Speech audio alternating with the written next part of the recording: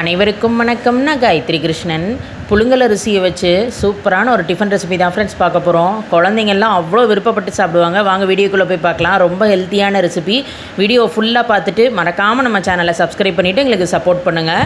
1 tumbler அளவுக்கு புழுங்கல் அரிசி எடுத்து அதை நல்லா வாஷ் பண்ணிவிட்டு மூழ்கிற அளவுக்கு தண்ணி விட்டு ஒரு 4 மணி நேரம் கிட்ட ஊற வச்சு ரெடியாக வச்சாச்சு.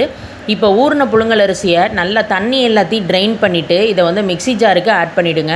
கூடவே எவ்வளோ உப்பு தேவையோ அதையும் சேர்த்துட்டு வேணுங்கிற தண்ணியை விட்டு இதை அரைச்சி எடுத்துக்க போகிறோம். தண்ணி பார்த்திங்கன்னா ஊறின தண்ணியவே கொஞ்சம் கொஞ்சமாக விட்டு மாவை இந்த மாதிரி கெட்டியாக அரைச்சி ரெடியாக எடுத்து வச்சுக்கோங்க. இதை மாவு புளிக்கணும்லாம் இல்லை, உடனே நம்ம ரெசிபி பண்ண ஆரம்பிச்சிடலாம். அரைச்ச உடனே பண்ணிடலாம். புழுங்கல் அரிசி ஊறுற டைம் தான். கடாயில் பார்த்திங்கன்னா நான் இன்றைக்கி ஒரு 2 ஸ்பூன் அளவுக்கு செக்கு தேங்காய் எண்ணெய் விட்டுருக்கேன். தேங்காய் எண்ணெயில் பண்ணும்போது அவ்வளோ மணமாக இருக்கும். எண்ணெய் ஹீட்டாக எடுத்து இப்போ இதில் பார்த்திங்கன்னா நம்ம அரைச்சி வச்ச மாவை வேணுங்கிற அளவு எடுத்துக்கோங்க. எடுத்து அதில் தண்ணியை கொஞ்சம் விட்டு நல்லா நீர்க்காக்கிட்டு இந்த மாதிரி அதை பேனில் விட்டுக்கோங்க. தண்ணி இந்த கெட்டியான மாவில் கொஞ்சம் விட்டு நம்ம இந்த மாதிரி கிளறினா தான் அந்த மாவு கொஞ்சம் வெந்து வரும். பாருங்கள், இந்த மாதிரி சேர்த்து கலந்து விட்டுக்கோங்க. நான் எடுத்த 1 டம்ளர் மாவையுமே இன்றைக்கி நான் பண்ணிட்டேன். சப்போஸ் வேணுங்கிறவங்க கொஞ்சம் ஜாஸ்தியாக அரைச்சிங்கன்னா வேணுங்கிறத கெட்டியாகவே ஸ்டோர் பண்ணிவிட்டு மீதியில் கொஞ்சமாக தண்ணி ஆட் பண்ணி இந்த மாதிரி நீங்கள் ரெடி பண்ணி எடுத்துக்கலாம். பாருங்கள், தண்ணியை சேர்த்து இந்த மாதிரி கலந்தாச்சு. மாவு பாருங்கள் கொஞ்சம் வெந்து இந்த மாதிரி கொஞ்சம் பேனில் ஒட்டாமல் வர ஆரம்பிக்குது. பாருங்கள், இன்னும் கொஞ்சம் நேரத்தில் ரெடி ஆகிடும். இந்த கரண்டியில் பார்த்திங்கன்னா அந்த மாவு பிசு பிசுன்னு ஒட்டக்கூடாது, அதுதான் பதம். கையில் கொஞ்சமாக தண்ணியை தொட்டு பாருங்கள். பார்த்திங்கன்னா அந்த மாவு கையில் ஒட்டாமல் இருக்கும். அப்படி வந்தாலே இது கரெக்டான பதம் தான் அர்த்தம். ரொம்ப அருமையாக ரெடி ஆகிடுது மாவு. இதை ஒரு அகலமான பிளேட்டில் கொட்டி கொஞ்சம் ஆற வச்சுருங்க. கை பொறுக்கிற அளவுக்கு சூடு வந்ததுக்கப்புறம் இந்த மாதிரி இடியாப்பம் பிழியறதில் போட்டு பிழிய ஆரம்பிக்க வேண்டிதான். நான் இன்றைக்கி அச்சு பார்த்திங்கன்னா அந்த 3 ஓட்டை உள்ள அச்சு எடுத்திருக்கேன். அச்சை எடுத்து இந்த மாதிரி நான் பிழிய ஆரம்பிக்கிறேன். இதை விட கொஞ்சம் சின்ன அச்சில் பிழியறதா இருந்தாலும் பிழிஞ்சிக்கலாம். இடியாப்பம் அச்சு வேண்டாம், அதுக்கு அடுத்த சைஸ் இருந்ததுன்னா நீங்கள் அதில் பிழிஞ்சு எடுத்துக்கோங்க. எனக்கு அடுத்த சைஸ் இல்லாதனால நான் இந்த மாதிரி 3 ஓட்டை உள்ளதில் பிழிஞ்சிருக்கேன். மாவு பார்த்திங்கன்னா அவ்வளோ சாஃப்டாக இருக்கும். லைட்டாக நீங்கள் ப்ரெஸ் பண்ணாலே சூப்பராக பிழிய வரும். எல்லாத்தையும் பிழிஞ்சிட்டு நான் இன்றைக்கி இடியாப்பம் ஸ்டாண்டில் தான் வச்சு வேக வைக்க போகிறேன். வேணுங்கிறவங்க நீங்கள் இட்லி பாத்திரத்தில் கூட நீங்கள் வேக வச்சு எடுத்துக்கலாம்.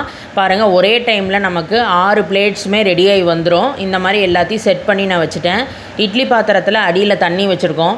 தண்ணி கொதி வந்ததுக்கப்புறம் பார்த்திங்கன்னா இந்த மாதிரி இந்த இடியாப்பம் ஸ்டாண்டை அப்படியே நான் உள்ளே இறக்கி வச்சிடுறேன்.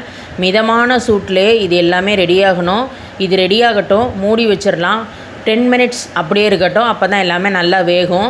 அதுக்குள்ளே பார்த்திங்கன்னா நம்ம காய்கறி எல்லாத்தையுமே வதக்கி எடுத்துக்க போகிறோம். இன்றைக்கி நம்ம புழுங்கல் அரிசியை வச்சு குழந்தைகளுக்கெலாம் ரொம்ப ஃபேவரட்டான ஒரு நூடுல்ஸ் ரெசிபி தான் நம்ம இன்றைக்கி பார்க்க போகிறோம். வெளியே நம்ம பேக்கெட் நூடுல்ஸ்லாம் வாங்கி சாப்பிட்றத விட இந்த மாதிரி ஹெல்த்தியாக புழுங்கல் அரிசியை ஊற போட்டு அரைச்சி நூடுல்ஸ் செஞ்சு கொடுங்க. உடம்புக்கும் ரொம்ப நல்லது. இப்போ பார்த்திங்கன்னா பேனில் 1 ஸ்பூன் அளவுக்கு நல்லெண்ணெய் விட்டுக்கோங்க. எண்ணெய் ஹீட் ஆனதுக்கப்புறம் கட் பண்ணி வச்ச வெங்காயத்தை உள்ளே ஆட் பண்ணிக்கலாம். வெங்காயத்தை சேர்த்துட்டு ஒரு 2-3 மினிட்ஸ் வதக்கி விட்டுக்கோங்க. இப்போ இதில் ஒரே ஒரு பச்சை மிளகாய் மட்டும் நான் ஆட் பண்ணிக்கிறேன். அதையும் சேர்த்துட்டு கலந்து விட்டுக்கலாம். வெங்காயம் கொஞ்சம் வதங்கட்டும். அதுக்கப்புறமா தான் நம்ம வெஜிடபிள்ஸ் எல்லாம் ஆட் பண்ண போகிறோம். அதனால் இது கொஞ்சம் வதங்கட்டும். வெங்காயம் பாருங்கள் கொஞ்சம் வதங்கியாச்சு. வரிசையாக நம்ம வெஜிடபிள்ஸ் எல்லாம் ஆட் பண்ணிடலாம். ஃபஸ்ட்டு கட் பண்ணி வச்ச கேரட்டை உள்ளே சேர்த்துருவோம். கூடவே பீன்ஸ் கட் பண்ணி வச்சுருக்கோம், அதையும் ஆட் பண்ணிக்கலாம். கொஞ்சம் குடமிளகா எடுத்து வச்சுருக்கேன், அதை உள்ளே சேர்த்துருங்க. கூடவே கொஞ்சம் உருளைக்கிழங்கு.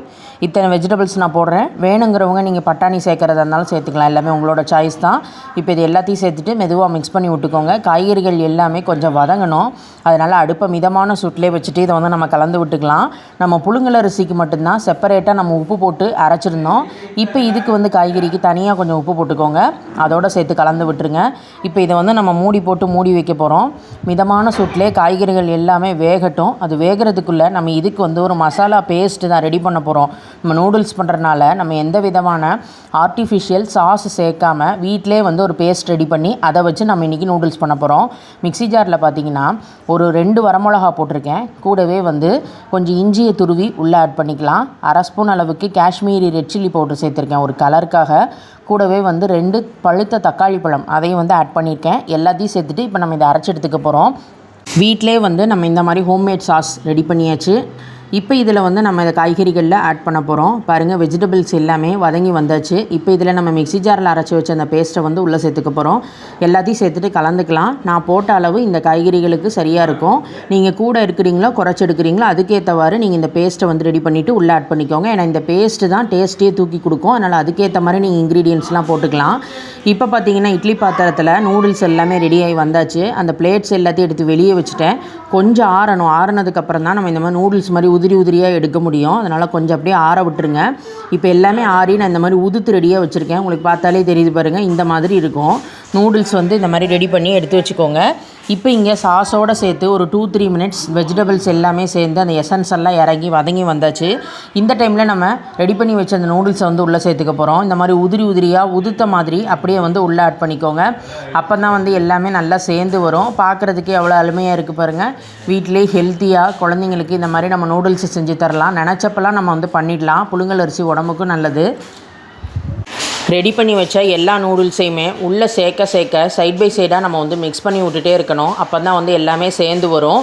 அதே மாதிரி காய்கறிகளோட அளவும் நீங்கள் பார்த்துட்டு சேர்த்துக்கலாம். இதுக்கேற்ற மாதிரி காய்கறிகள் அளவும் இருக்கணும். அப்போ தான் நல்லாயிருக்கும். அந்த நூடுல்ஸில் சேர்த்ததுக்கப்புறம் ஒரு 5 மினிட்ஸ் சேர்த்து கலந்து விட்டுருங்க. நம்மளோட அருமையான ஹெல்த்தி புழுங்கல் அரிசியை வச்சு வெஜிடபிள் நூடுல்ஸ் ரெடி ஆயாச்சு. மிஸ் பண்ணாமல் எல்லாருமே ட்ரை பண்ணி பார்த்துட்டு ஃபீட்பேக்கை கமெண்ட் பாக்ஸில் ஷேர் பண்ணுங்கள். ப்ளீஸ் ஃப்ரெண்ட்ஸ், மணக்கோலம் குக்கிங் சேனலை சப்ஸ்கிரைப் பண்ணிவிட்டு எங்களுக்கு சப்போர்ட் பண்ணிவிட்டு முடிஞ்ச அளவுக்கு வீடியோவை ஷேர் பண்ணுங்கள்.